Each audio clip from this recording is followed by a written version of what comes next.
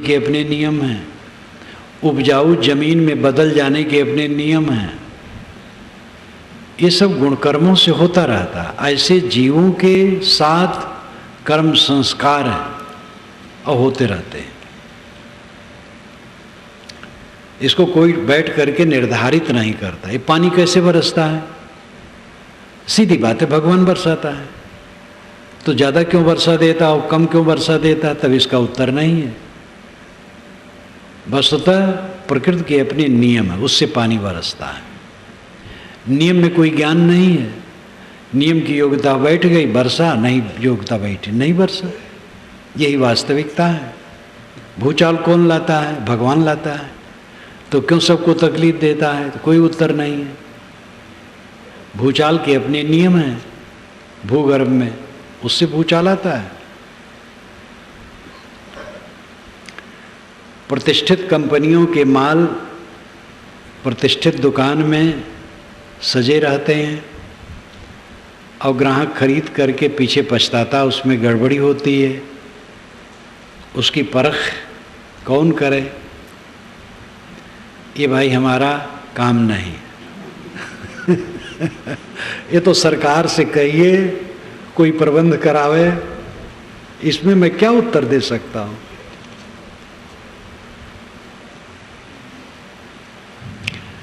कहा जाता है मनुष्य जन्म से ही मुक्त है, लेकिन कितने लोग बचपन से ही अंधा, लंगड़ा, पेट का रोगी ऐसा रहता है। जन्म से मुक्त का अर्थ है कि जन्म से वो स्वतंत्र है, चाहे तो अपने मुक्ति का काम कर सकता है। मुक्त होता तो देह में क्यों आता? देह में आया है तो वासना बस आया है। मुक्त है मतलब है वो स्वतंत्र है।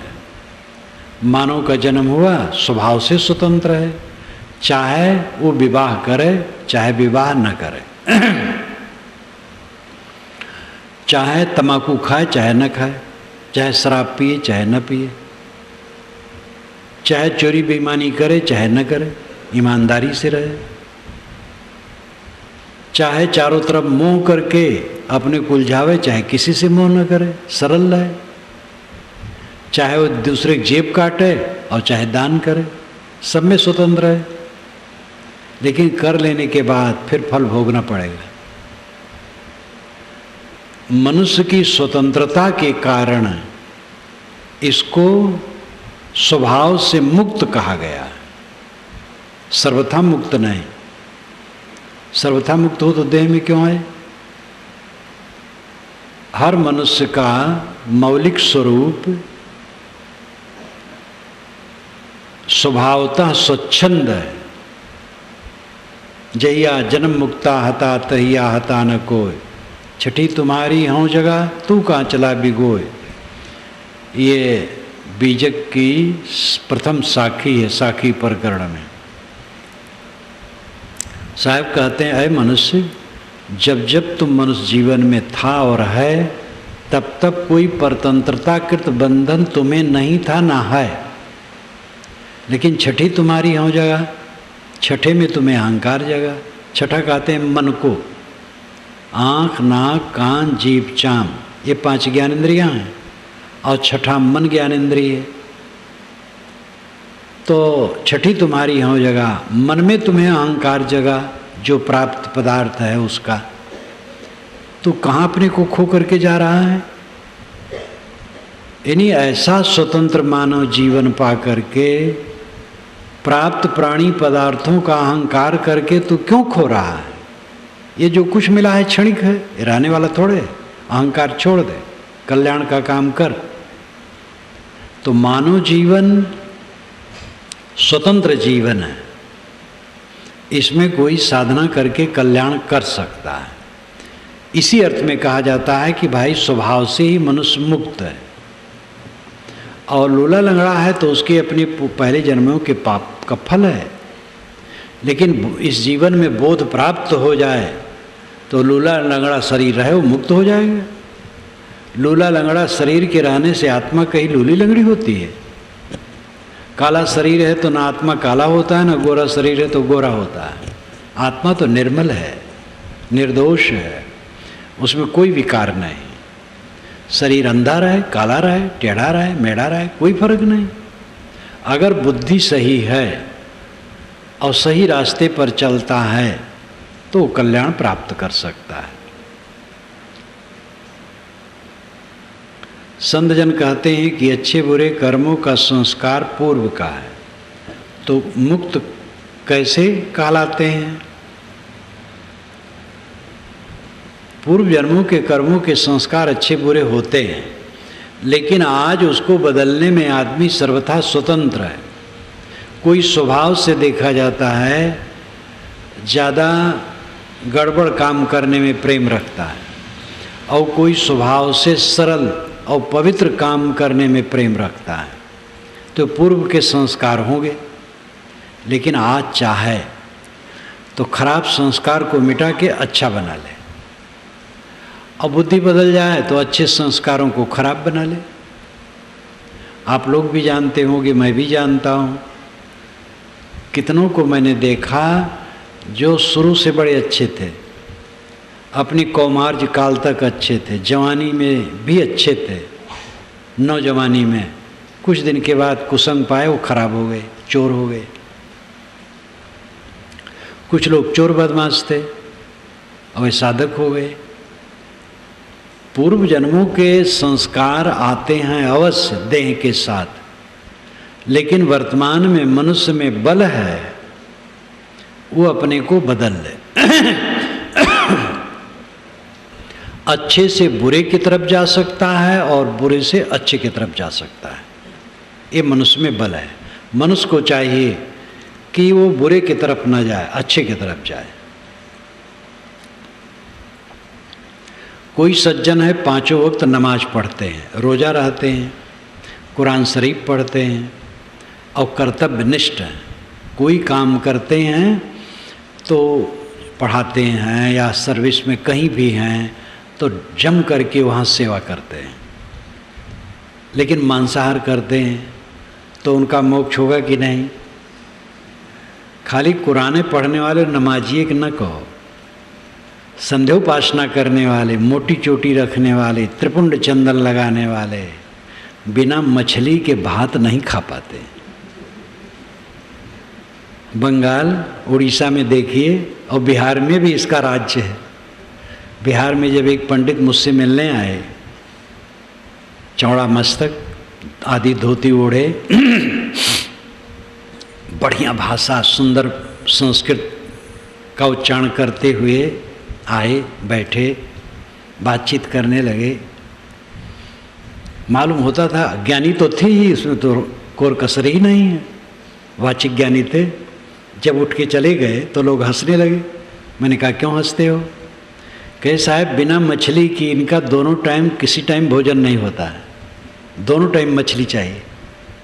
एक दूसरे पंडित मिलने आए, वो अपना खुद वर्णन करने लगे, साहब मेरा लड़का है, मछली मिल जाए तो 8 रोटी खा ले,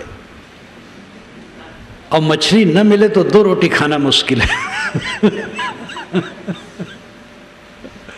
उड़ीसा में हमारा एक भक्त, उस समय बर्तन का व्यापारी था, गाड़ी में बर्तन ले करके जाता था, गांव में उतार देता था, बेचता था, रात में कहीं रहता था। एक पंडित जी के दरवाजे पर रुका तो उसने, पंडित जी ने कहा भाई आपका भोजन? कहे महाराज मैं बना लूँगा। कि अच्छा ठीक है। तो सब्जी के लिए मुर्गा भेज दें? अरे कहे महाराज हम भक्त हैं। कि अच्छा अच्छा, तो फिर कबूतर भेज दें। क्योंकि भक्त के लिए कबूतर तो कोई अर्ज नहीं।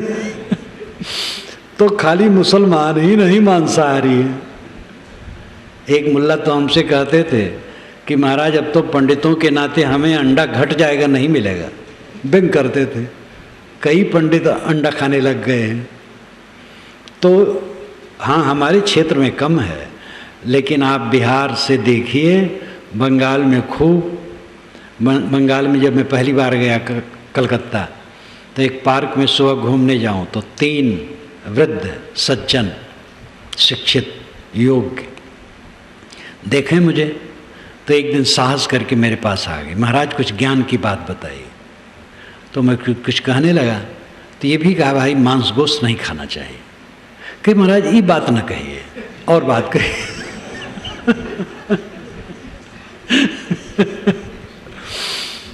तो मांस तो क्या, मांस न भी खाए, कर्तव्यनिष्ठ रहे, नमाज पढ़े, पूजा करे, कुरान शरीफ पढ़े, वेद पाठ करे, मांस भी न खाए, सदाचारी रहे तो भी मुक्त नहीं होगा। मुक्त होने के तो और काम करना होता है। मैं कई बार इसको कहा हूँ, साधु महात्मा साधना में हैं, घर छोड़े यहाँ आ गए, अब उनमें सद्गुण है, दुर्गुण नहीं है। लेकिन अगर उतने में वो संतुष्ट हो गए तो मुक्त नहीं हो गए, पूरा काम नहीं होगा। कितने लोग उस दिन संतुष्ट हो गए कि अब तो बढ़िया हो गए। सद्गुण मात्र की प्राप्ति ये जीवन का अंतिम फल नहीं है। सद्गुण है तो ठीक है, बिना सद्गुण के तो मुक्ति क्या होगी।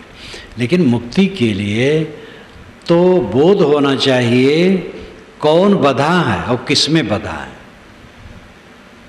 मैं आत्मा वासनाओं में बधा हूँ, जो पर है प्रकृति, जड़ प्रकृति, उसकी वासनाओं में बधा हूँ। इस तत्व को अच्छी तरह से समझ करके सारी वासनाओं को जो छोड़ेगा वो मुक्त होगा। केवल सद्गुण से मुक्ति नहीं होती है। सद्गुण से दुर्गुणों से मुक्ति हो गई और बहुत झंझट कट गई, मन अच्छा हो गया। लेकिन आत्मज्ञान चाहिए और मोह और वासनाओं का त्याग चाहिए।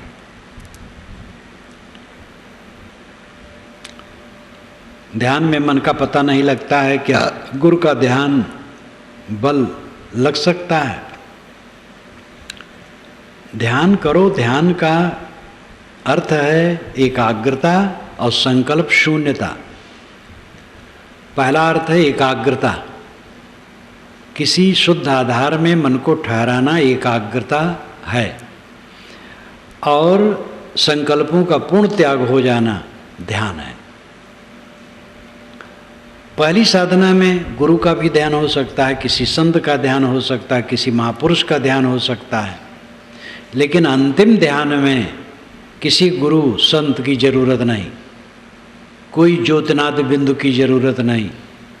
संकल्पों का त्याग, सारा संकल्प शांत हो गया, वही ध्यान की दशा है।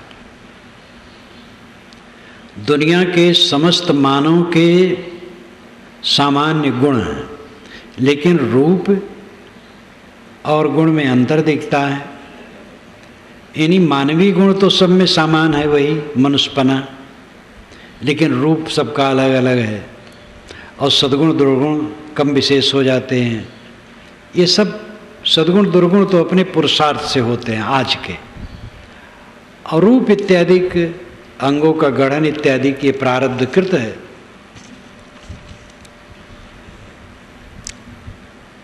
कबीर पंथ में भी ऐसा देखा जाता है कि कई शाखाओं में चंदन का फर्क, और कई मठों में भोग लगता है तब फिर सब भोजन कर सकते हैं, और यहाँ न चंदन देखे न भोगे लगना देखे, कुछ नहीं, सफाचट। तो संदेह होता है भाई क्या मामला है। कोई भी मार्ग है उसमें शाखा प्रशाखाएं हो जाती हैं। वैष्णवों में अनेक शाखाएं, वेदांतियों में अनेक शाखाएं, जैनों में, बौद्धों में, इस्लाम में, ईसाइयत में अनेक शाखाएं, कबीर पंथ में भी खूब शाखाएं हैं। तो ये शाखाएं हो जाती हैं और अपने अपने ढंग से लोग ये सब करते रहते हैं। खास बात है दया, क्षमा, शील, संतोष, धीरज, विवेक, ये आचरण में धारण करना और अपने आत्मा का ज्ञान प्राप्त करना।